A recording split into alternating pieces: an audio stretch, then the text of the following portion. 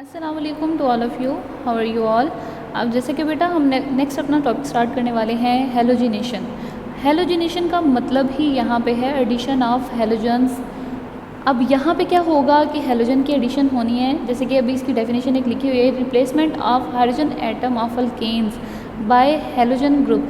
अगर हम बात करें किसी भी फॉर एग्जांपल मीथेन की बात करते हैं CH4, अगर एक उसका हाइड्रोजन रिप्लेस हो जाएगा क्लोरीन और ब्रोमीन के साथ, मतलब किसी भी हेलोजन ग्रुप के साथ रिप्लेसमेंट शो करेगा, तो यहाँ पे क्या होगी, बेसिकली एक तरह से एडिशन भी हो रही है और यहाँ पे रिप्लेसमेंट भी। रिप्लेसमेंट का मतलब ही यही है यहाँ पे हमारे पास कि हाइड्रोजन रिप्लेस हो जाएगा क्लोरीन या फिर ब्रोमीन के एटम से।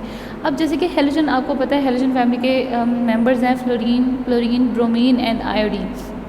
तो अगर हम इनकी बात करते हैं, इधर हम क्लोरीन और ब्रोमीन को क्यों ज़्यादा फेवरेबल लेके आते हैं इस रिएक्शन में, क्योंकि देखें बेटा यहाँ पे कुछ रीज़न्स हैं।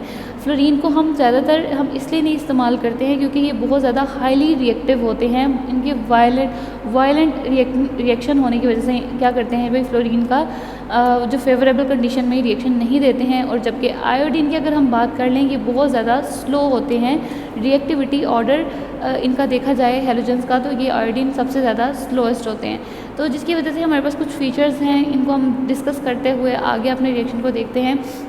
अच्छा जी, फर्स्ट वन हमारे पास क्या होता है कि जी क्लोरीन और ब्रोमीन का जो रिएक्शन होता है सनलाइट की प्रेजेंस में होता है हाई टेम्परेचर पे, और उसके बाद हमारे पास ये फ्री रेडिकल मैकेनिज्म भी कहलाया जाता है। अब फ्री रेडिकल कैसे बनते हैं, याद रखिएगा, किसी भी होमो एटम के दरमियान में फॉर एग्जांपल कोई बॉन्ड बना हुआ है, यहाँ फिर Br के साथ बॉन्ड बना होगा, तो उनके दरमियान में जब क्लेवेज होती है, बॉन्ड ब्रेक होता है, तो इलेक्ट्रॉन अपने अपने जो हैं वापस ले जाते हैं। तो क्या होता है भाई, यहाँ पे एक फ्री रेडिकल जनरेट हो जाता है।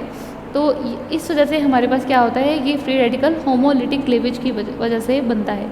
अच्छा, यहाँ पे हम मैकेनिज्म की तरफ आते हैं, तो हमारे पास कुछ 3 स्टेप्स होते हैं। First one is initiation step, आगाज़ जो होता है वो इनिशिएशन स्टेप बेसिकली होता है। उसके बाद हम क्या करते हैं, दूसरा वन प्रोपगेशन, फर्दर इसको प्रोग्रेस में जो जा रहा होता है रिएक्शन सेकंड स्टेप में होता है। और थर्ड वन हमारे पास टर्मिनेशन, लास्ट स्टेप्स होते हैं।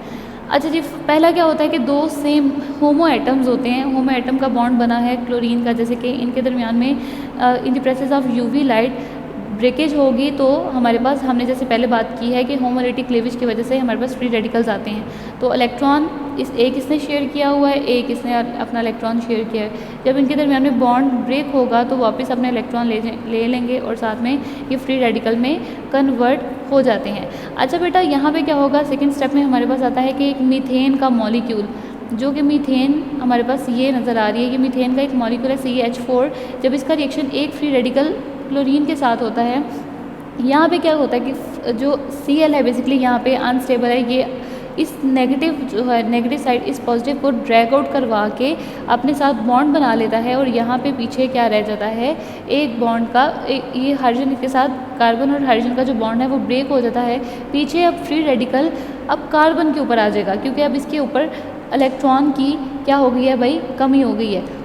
यहाँ पे क्लोरीन तो स्टेबल हो गया, H के साथ बॉन्ड बना के यहाँ पे उसने HCl में कन्वर्ट हो जाता है, बाद में जो फ्री रेडिकल है वो कार्बन के ऊपर आ जाता है। अब फर्दर ये जो कार्बन के ऊपर आ गया हुआ था, क्योंकि मिथाइल फ्री रेडिकल था, इसका जो रिएक्शन फर्दर एक मॉलिक्यूल क्लोरीन के साथ होता है, तो यहाँ पे क्या होता है कि ये अपने आप को स्टेबल करने के लिए इस क्लोरीन को अपनी तरफ ड्रैग करके बॉन्ड बना लेता है, और पीछे जो है ये Cl के ऊपर एक फ्री रेडिकल आ जाता है। अच्छा बेटा, ये तो हमारे पास प्रोपगेशन हो गया, उसके 3 स्टेप हमने पढ़ लिए। 3 स्टेप बेसिकली प्रोपगेशन में असल में है ही ये। यहाँ पे हमारे पास क्या आते हैं, 2 स्टेप्स में आ गया है मॉलिक्यूल। फर्दर हम जो फ्री रेडिकल मिथाइल का एक जो बना हुआ है फ्री रेडिकल, उसके साथ हमारे पास किसका रिएक्शन होगा, फ्री रेडिकल क्लोरीन के साथ, जो कि अब इसका रिएक्शन इसके साथ करवा के ये आपस में क्या हो जाएंगे, एक दूसरे के साथ स्टेबल हो जाएंगे और मिथाइल क्लोराइड बना लेंगे।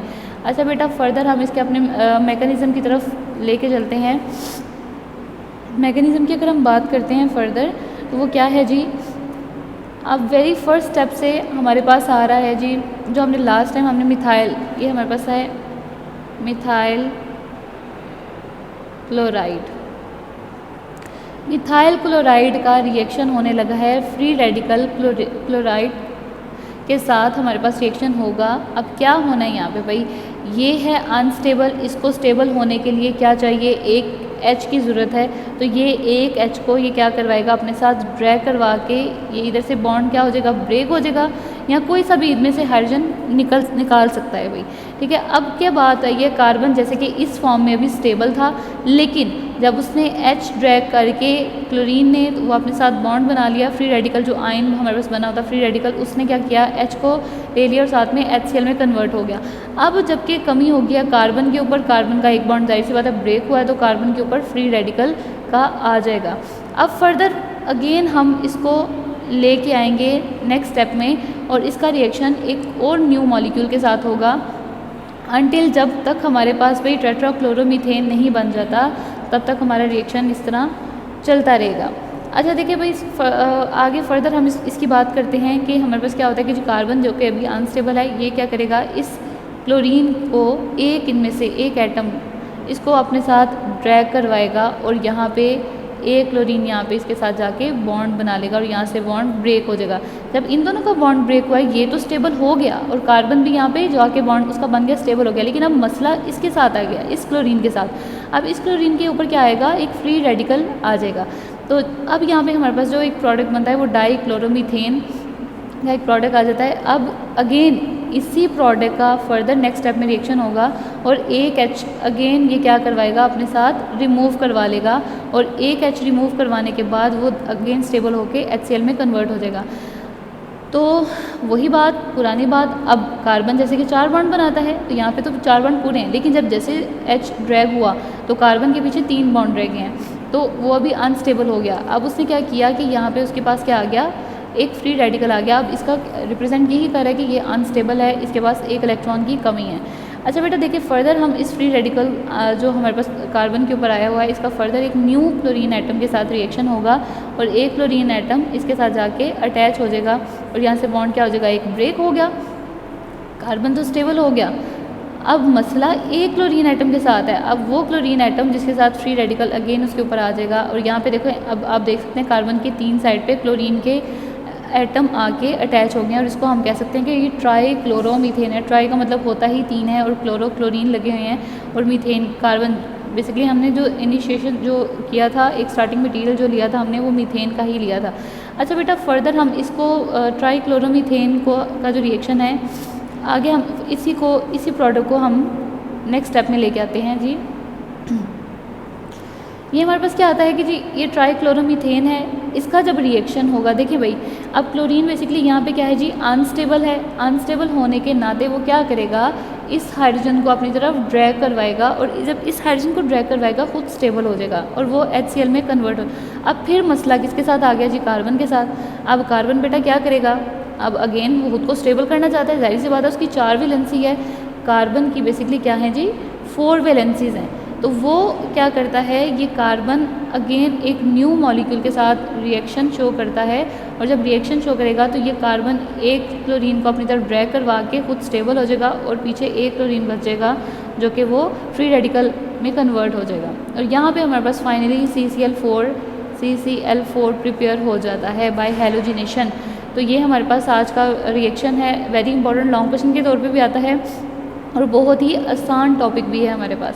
ठीक है बेटा, कल नेक्स्ट हम अपना यूजेस ऑफ मीथेन के बारे में बात करते हैं। टेक केयर ऑफ योरसेल्फ, अल्लाह हाफिज़। वीडियो पसंद आई तो लाइक करें, अपनी राय कमेंट करें। ऐसे ही मजीद वीडियोस के लिए हमारा चैनल सब्सक्राइब करें और बेल का आइकन दबाएं ताकि आपको हर वीडियो का नोटिफिकेशन मिलता रहे।